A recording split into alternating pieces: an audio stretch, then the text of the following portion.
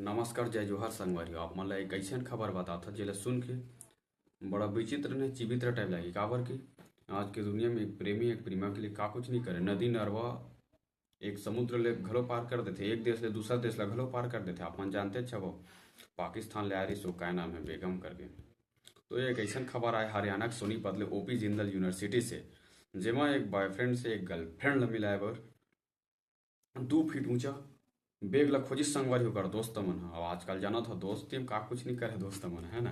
तो 2 फीट के बैग ढूंढिस, ओकर बाद गर्ल्स हॉस्टल में रहा ओकर प्रेमिका। ओकर बाद वो बैग में भरी सब है। अब लड़का जो बॉयफ्रेंड रही ओकर वो बैग ला अपन, मैं तो अपन रूम जाता हूँ कि कब काहे आना जाना लगे रहे सबके बैग ला धर धर के। तो उतना शक नहीं करे। अब सिक्योरिटी वाला मन बैग ता है ओकर हर कपड़ा लाता हो कि शक नहीं करे। ओकर बाद वो बैग ला खींचत रही से। अब बैग एक जगह फंस के संगवारी ओकर चक्का था टूरी जो रहा है अंदर में तो चुबुक चुबुक हालत रहा है। ओकर बाद शक जाहिर करी।